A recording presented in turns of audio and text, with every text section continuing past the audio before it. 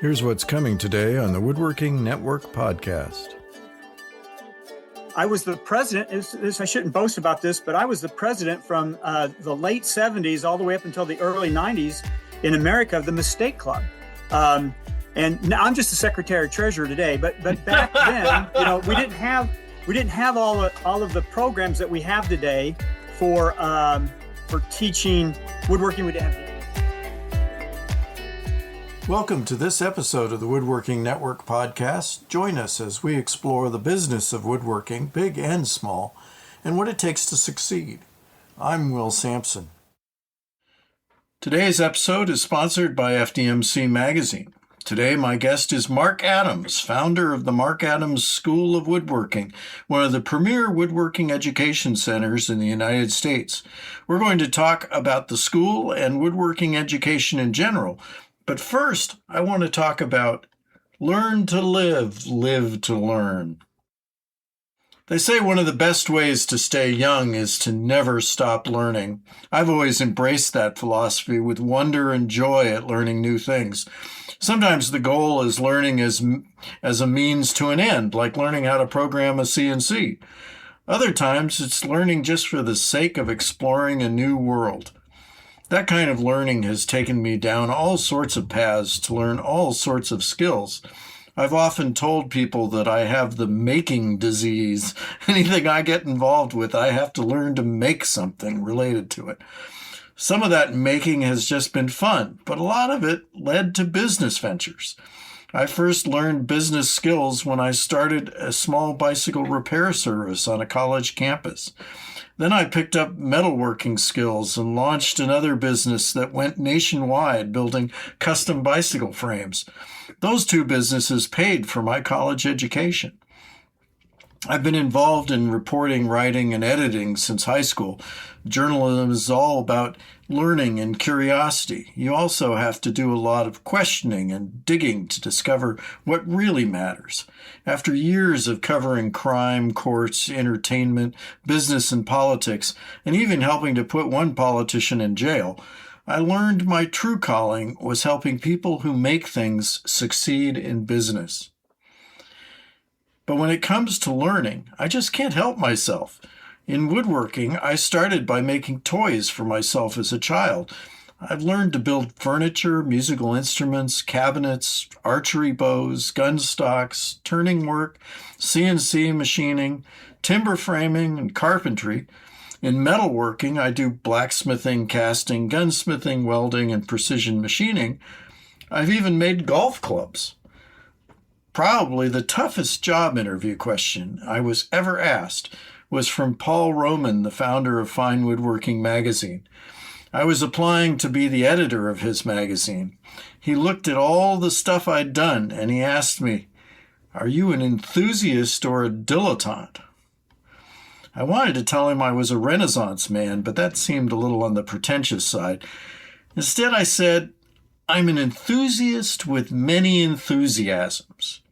He hired me, so I guess that was the right answer.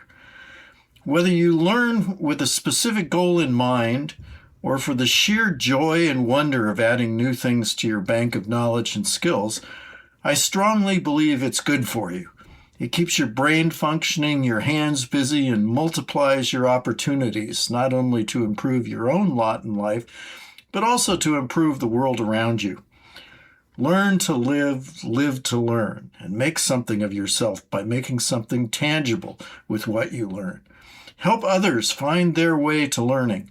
I've found the best learners are also teachers, dedicated and excited to share what they have learned. Be an enthusiast with many enthusiasms. As Robert A. Heinlein wrote, specialization is for insects. I want to get on to our interview with Marc Adams, but first a word from our sponsor. FDMC Magazine is your vital source of information to improve your woodworking business, whether it's keeping you apprised of the latest advances in manufacturing, helping you improve efficiency with lean manufacturing guru Brad Cairns, or inspiring you with case histories about successful businesses and best practices. FDMC Magazine is there to be the sharpest business tool in your shop. Learn more and subscribe for free at woodworkingnetwork.com/FDMC. And now let's talk with Marc. Today, my guest is Marc Adams, founder of the Marc Adams School of Woodworking, one of the premier woodworking education centers in the United States. Welcome to the Woodworking Network podcast, Marc. Hello, Marc. Yeah, I'm here. Okay, great.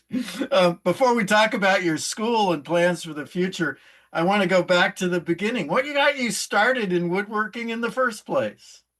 Well, it's hard to say here because I ended up working on in life. My plan as a kid was to become a teacher, a coach, and a youth pastor. And so that's what my endeavors were. I never took a woodworking class and I never took a business class. So to end up having a woodworking business was not really on my radar as a kid. But as I graduated from college in Indiana, they require that you have a master's eventually within so many years if you're going to be a teacher. And the same year I graduated, they did something called RIFT, which is where the government has cutbacks and they let a lot of teachers go. So you didn't get right into teaching the first year I was eligible to teach. So for me, I just started right back in on my master's. And before I completed it, my father, his goal in life was to always take an early retirement, build a building out back and do woodworking stuff because he was a hobbyist. But we never really spent any time together, but that's what he wanted to do. And I bought into that dream. And as I was getting close to graduating from college or completing my master's, we were at a trade show and we talked about possibly buying a shopsmith together, which we did. And we went and picked it up I remember back in those days, they didn't have all the services that they have like they do today. But back then, we drove over to Dayton, Ohio, picked up the machine. That was a Monday. On Tuesday night, we started to put it together. And on Wednesday night, he died. And he never made a cut on it. And it became a decision I had to make at that time. What am I going to do? So I decided that I would try to keep the machine and make the payments down myself. I knew nothing about woodworking. And so as I started to work on that machine, that passion that he had started to burn in me. And the next thing you know, I'm in the shop 24/7. And that's all I wanted to do. Everything else in my life went on hold. And I was the president. I shouldn't boast about this, but I was the president from the late 70s all the way up until the early 90s in America of the Mistake Club. And now I'm just the secretary treasurer today. But back then, we didn't have all of the programs that we have today for teaching woodworking. We didn't have the internet. We didn't have all the magazines. We didn't have any of that stuff. So if you were in woodworking back then, I mean, my dad, the only subscription he had was the Handyman magazine. Right. And so coming in, I felt like I came in at a perfect time because all of that media didn't exist. And the way you learn was by getting your hands on it. And so for me, that's how I started. And within a short period of time, I was taking on work for a lot of people and doing a lot of things. The business was growing. And within 10 years, I owned the largest custom shop in Indiana. Indiana at that time was the second largest producer of wood products in America. And so for me, I went from nothing to something within a 10-year time period. But the good Lord blessed us and the business was doing very, very well. Well, but that was as a furniture maker, not as a school. Right. Well, my first contact with you, if I recall, was when I was editor of Fine Woodworking magazine in the early 1990s. And I worked with you on an article about some Disney-inspired furniture that you built for your daughter, doing marquetry with veneer dyed to achieve bright Disney colors. What a great project was that? And you know what? Here's something that's interesting. So for the last almost 40 years, I have made my living as a furniture maker, and I have not sold one piece of furniture. So try to get your head around that. So as the school came into existence all these years, I just make stuff for me and for my family. So that's kind of the fun thing about it. But it's always in the Disney style of all crazy. I know it's crazy, but that's what I do, and I have a great time doing it. Oh, that's great. So what's got you off from making to teaching? How did your school come about? Well, if you remember, I mentioned my degree was already in education. And so for me, it was just kind of a natural step to get back into education. And I had an experience in the late 80s where I became a technical consultant on the International Quality of Furniture Standards, representing the Western Product Association, the Southern Forest Product Association, and American Hardware Export Council in the United States government. And so we had an opportunity to go all over the world lecturing about what the goal was, that we would be able to go out and talk about American hardwoods so that these countries would buy their raw materials from us, make things, and then send back to us that we could either sell or remanufacture in a different way. And so I had the opportunity to go all over the world and lecture. And in one of my lecture events, I had some things, and we probably don't have time to get into it, but I had some events that happened to me personally, good things, but eye-opening things that caused me to take a look at where I was going in life. And I know that you're into the professional side of things, and there's probably a lot of people that would find that this statement isn't true, but it's really hard to become a millionaire as a woodworker. And so for me, as I kept growing my business, what I was doing annually was just adding more decimal points to the gross sales. But me and my wife still qualified for food stamps, because everything we had was going right back into the business. And it seemed like at the end of the day, I was just working harder and harder and harder. And although we were growing bigger and bigger and bigger, I wasn't really satisfied with what I was doing. And through this experience that I had, it was in Egypt, as a matter of fact. When I was there, when this experience took place, the oil wells were still on fire from the first Persian Gulf War. And so that dates how far back that was. But at that time, that experience caused me to sit back and analyze, is what I'm doing right now really what God wants me to do? And a new door became open. And as that door became open, I walked through that door and had to make a lot of tough decisions. And obviously at the time, they seemed like they were tough decisions, but looking back in it, they were the only decisions that I could have ever made. And so I'm very, very fortunate. As doors open and doors close, that was one that opened that I would never saw myself walking through, but did, and here we are. Well, your school has really grown. I just got your current course catalog. I love the cover with the Norman Rockwell style picture on the front. And it's, for those that can't see us, it's more than 175 pages. How many courses are you offering this program? This particular coming year, we only run from April until October. So our season's pretty short. And our average workshop is 5 days. We do a few 2-week classes, and we do a lot of weekend workshops. But mostly it's a Monday through Friday thing. This summer, we're going to offer just under 270 workshops taught by 130 instructors from 20 different countries. Wow, that's great. A lot going on. How many students have gone through your program since you started? Well, you know what? Even though we do a good job with the accounting of it, the number right now that I worked with a few years ago when we were coming up with our 30th anniversary, we were trying to go back and do research and figure out all these numbers. And at that time, it was well over 40,000. So it's probably somewhere under 50 now. So it's quite a lot of people that have been through here in the number of years that we've been together. We started our registration just a few weeks ago, and we already have just under 2,000 people signed up this summer. Wow. Well, that's a lot of lives to touch. Yeah, it is. Now, I understand that you're going through a transition at this school. You're not exactly retiring, but your role is changing, and you've got some new leadership. Can you tell us about that? Yeah, well, we have one of the things that really makes us different than anywhere else is, first of all, is our staff. The people that work here are incredible. And when I say that they work here, try to get your head around this. We do everything here. So we do glass blowing classes, we do blacksmithing classes, we do everything in the world of woodworking. We even do classes on culinary classes. So we do a little bit of absolutely everything. And every week, my staff assist a world-class instructor in whatever it is that they're doing that week. Then the next week they do another one and another.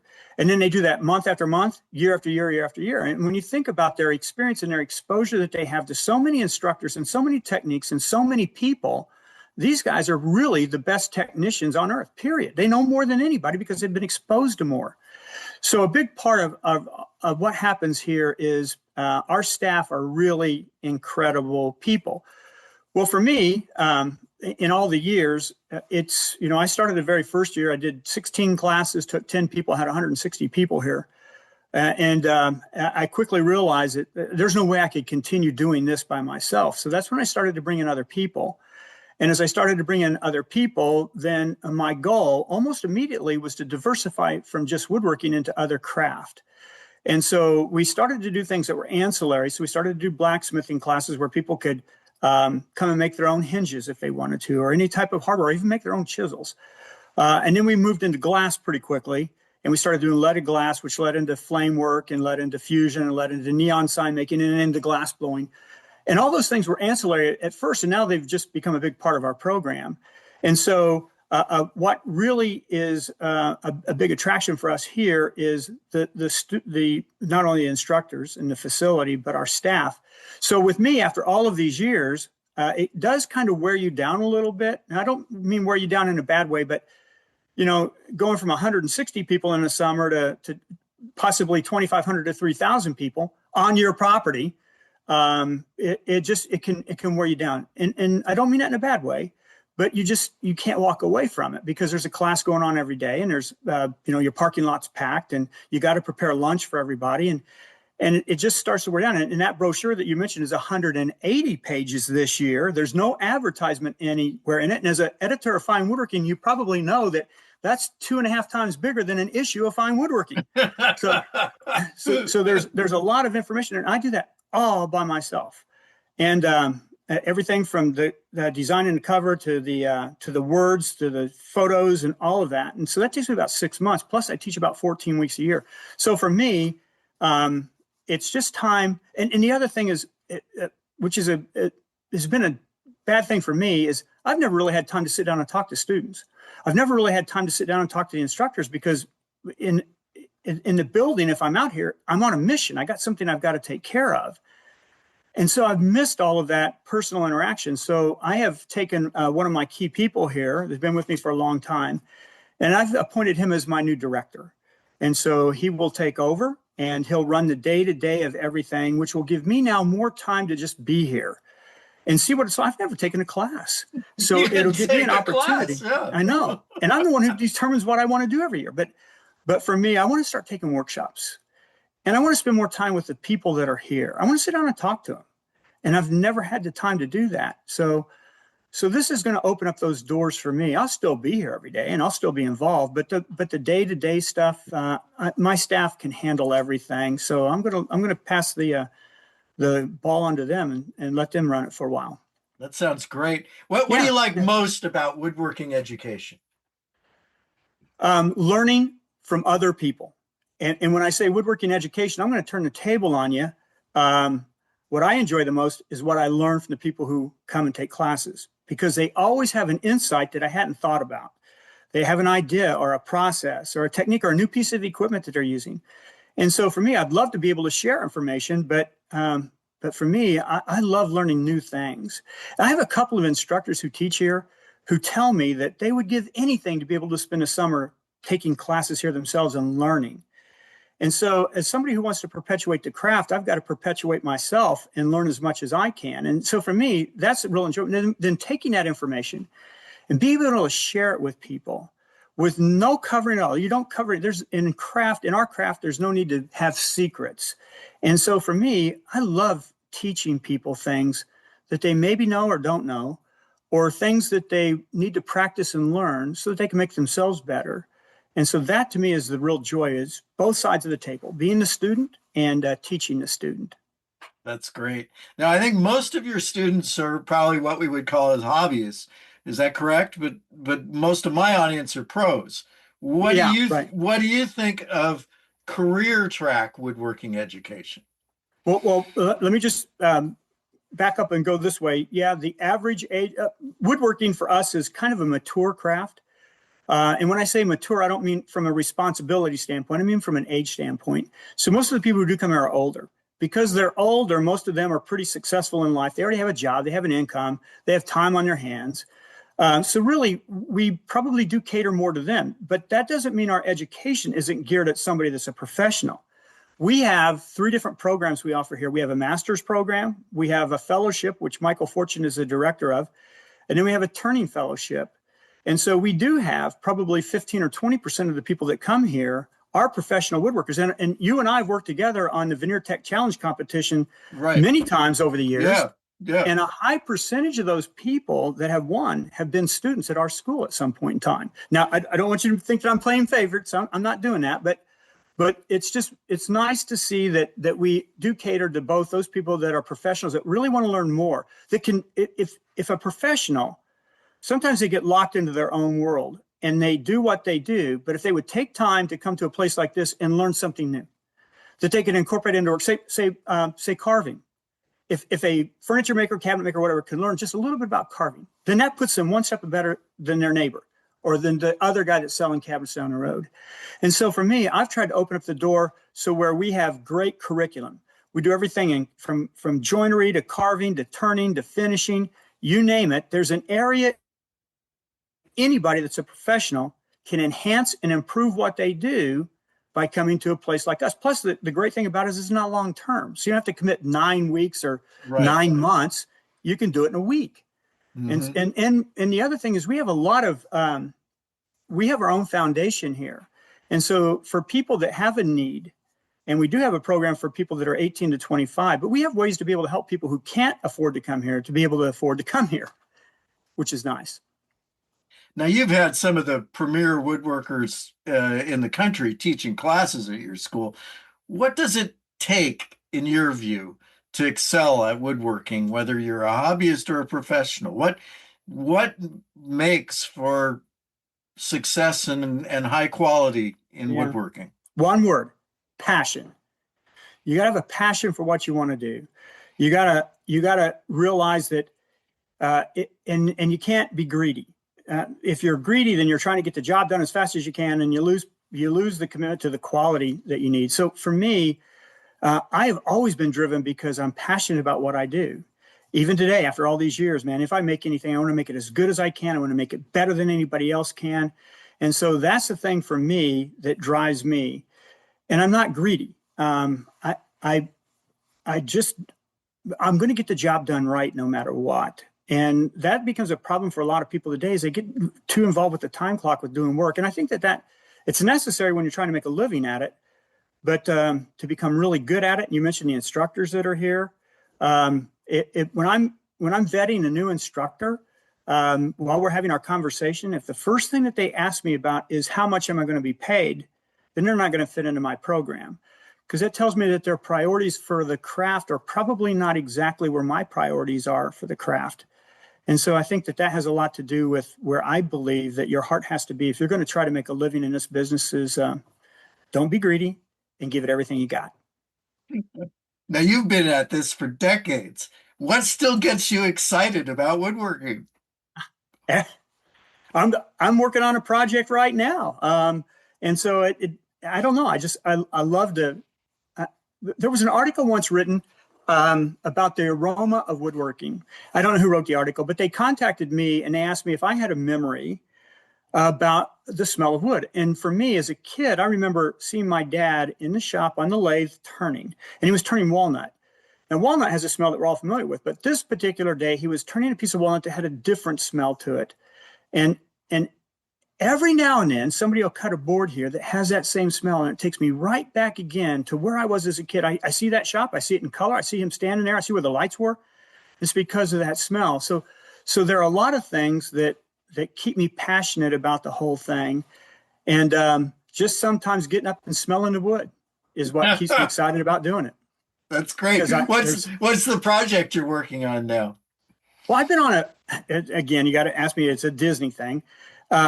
About maybe 30 years ago, I made a cradle for my son, and on the back of it, I took the poster that Walt Disney did for Snow White, which is the first full feature cartoon, and I redid that poster in marquetry on the back of the headboard of his cradle, and that inspired me. So what I've been working on for the last 16 years exclusively is I've been redoing all of the Disney original lobby cards, which are, back in those days, like today, they put posters in movie theaters of upcoming events.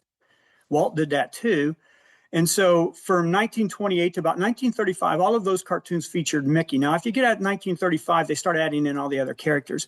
So I've gone back and I found copies of the original posters, and I've redone those in wood. And so there's about 28 original posters that were done, and I'm probably at about 23 or 24 right now. They take a year to do for each one. During COVID, I was able to get a couple extra done that year. But that's what I'm working on right now. Is I've got a poster that I'm working on that I have them hanging up in my cafeteria at the school. That's great. Well, I always am impressed by the amount of energy that you have and that you put into everything. And I'm impressed with where you've brought your school to, and it's just an amazing place. I confess I haven't gotten out there myself. I'm going to. Maybe I need to cut back a little so I can take some classes. We'd love to have you. Yeah, that's great. Well, I appreciate you giving me some of your valuable time today and sharing with the school. If folks want to learn more about the school, what's the website? It's just Marc Adams, MarcAdams.com. So it's Marc Adams. Great. That's great. Well, I wish you luck this year and in the years ahead in your transition, and I hope you can do some more woodworking. Thank you, man. I'll keep trying, and maybe someday we'll hook back up. That sounds great. That's it for today. If you're looking for more of our products and podcasts, you can find all of them at woodworkingnetwork.com/podcasts and in popular podcast channels. Be sure to subscribe so you don't miss a single episode. If you want to learn more about the Marc Adams School of Woodworking, go to marcadams.com. That's Marc with a C.